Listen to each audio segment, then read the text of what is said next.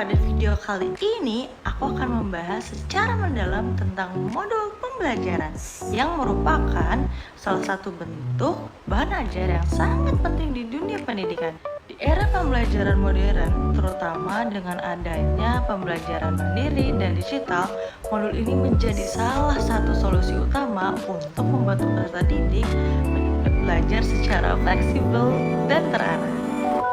Dan di video kali ini, aku tidak hanya membahas tentang pengertian saja, tetapi hakikat, tujuan, karakteristik, komponen, serta langkah-langkah sistematis dalam menyusun modul. Yuk kita bahas! Nah, yang pertama kita akan membahas tentang hakikat dan pengertian modul pembelajaran.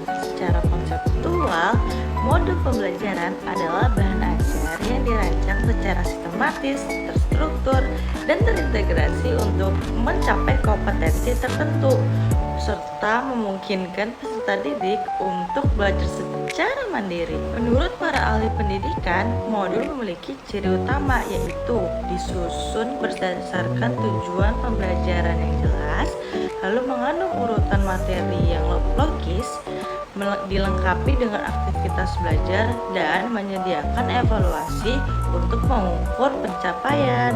Yang membedakan modul dengan buku teks biasa adalah modul memiliki alat pembelajaran yang lengkap, modul dirancang untuk self-learning atau belajar mandiri, lalu model selalu mengacu pada kompetensi yang ingin dicapai.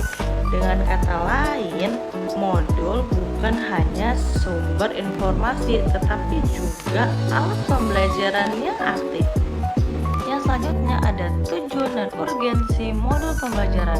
Nah, modul ini disusun untuk mencapai beberapa tujuan utama teman-teman.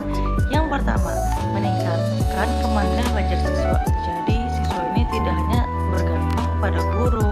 Lalu yang kedua, memberikan pengalaman belajar yang terstruktur. Materi disusun bertahap dari yang sederhana ke kompleks. Yang ketiga, memfasilitasi perbedaan kemampuan siswa. Setiap siswa dapat belajar sesuai kecepatannya masing-masing. Dan yang terakhir, mempermudah pencapaian kompetensi, karena setiap bagian modul dirancang untuk satu tujuan tertentu. Nah, urgensi modul dalam pembelajaran modern. Dalam konteks pendidikan saat ini, modul menjadi semakin penting karena yang pertama, mendukung pembelajaran berbasis student-centered. Yang kedua, cocok untuk blended learning dan pembelajaran daring. Dan yang terakhir, membantu guru dalam mengelola kelas yang heterogen. Dengan demikian, modul bukan hanya pelengkap, tetapi sudah menjadi kebutuhan dalam sistem pembelajaran modern. Nah, selanjutnya kita akan membahas karakteristik modul pembelajaran. Nah, agar modul pembelajaran ini efektif saat digunakan, ada beberapa karakteristik utama yang harus dipenuhi. Yang pertama, ada self-instruksional. Modul harus mampu mengajar siswa secara mandiri. Artinya, di dalam modul terdapat petunjuk belajar, contoh, latihan, dan umpan balik, sehingga siswa bisa memahami tanpa bantuan langsung dari guru. Lalu yang kedua ada self-contained. Semua materi dalam satu kompetensi harus tersedia lengkap dalam satu modul. Jadi tidak boleh nih siswa mencari sumber lain untuk memahami materi tersebut. Yang ketiga ada stand alone. Modul dapat digunakan secara independen tanpa bergantung pada modul lain. Ini penting banget agar siswa tidak kebingungan. Yang keempat, ada adaptif. Model harus fleksibel dan dapat disesuaikan dengan perkembangan teknologi, kebutuhan siswa, dan konteks pembelajaran. Yang kelima, user friendly. Modul ini harus menggunakan bahasa yang sederhana dan komunikatif, memiliki tampilan menarik, dan mudah dipahami. Karena jika model ini terlalu rumit, tujuan pembelajaran justru tidak bisa tercapai dengan maksimal. Nah, selanjutnya kita akan membahas tentang komponen modul pembelajaran. Nah, modul pembelajaran ini terdiri dari beberapa komponen utama yang saling berkaitan loh. Yang pertama, ada pendahuluan. Bagian ini berfungsi sebagai pengantar, meliputi dari judul modul, deskripsi singkat materi, prasyarat atau kemampuan awal siswa, lalu tujuan pembelajaran, dan peta konsep. Tujuannya agar siswa bisa memahami arah pembelajaran sejak awal. Yang kedua, ada kegiatan pembelajaran atau materi.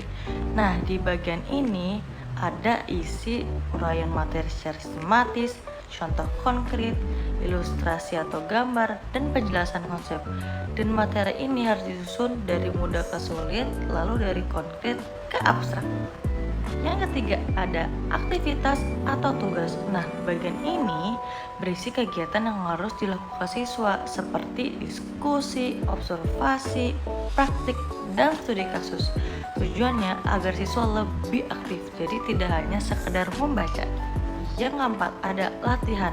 Nah, di latihan ini berisi soal-soal untuk menguji pemahaman si siswa, misalnya pilihan ganda, esai, atau isian. Nah, latihan ini bersifat formatif. Lalu yang kelima ada evaluasi. Nah, evaluasi ini digunakan untuk mengukur apakah tujuan pembelajaran sudah tercapai. Biasanya berupa tes akhir dan penugasan akhir. Lalu yang keenam ada umpan balik dan kunci jawaban. Nah, fungsi dari umpan balik dan kunci jawaban adalah memberi koreksi mandiri serta membantu siswa mengetahui kesalahannya. Selanjutnya ada langkah-langkah menyusun modul. Nah, menyusun modul ini tidak bisa sembarangan loh teman-teman, harus memiliki tahapan yang sistematis. Yang pertama ada analisis kebutuhan yang berisi analisis kurikulum, analisis karakter siswa, dan analisis materi. Nah, di tahap ini adalah tahap paling penting. Yang kedua ada merumuskan tujuan pembelajaran. Tujuan ini harus spesifik, terukur, dan relevan. Biasanya menggunakan format ABCD, audience, behavior, condition, dan degree. Yang ketiga ada menyusun materi. Materi ini harus sesuai dengan tujuan, terstruktur, dan mudah dipahami.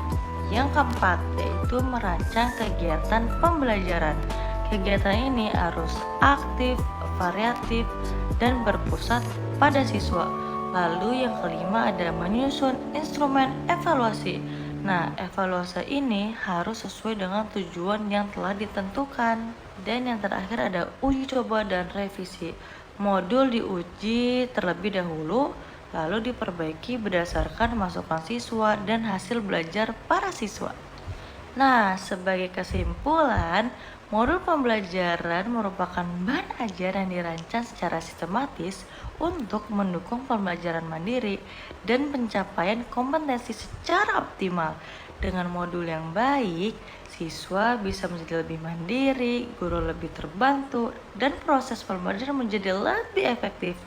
Mungkin sekian video dari aku. Terima kasih banyak sudah menyimak video ini. Sampai jumpa di video selanjutnya. Bye bye.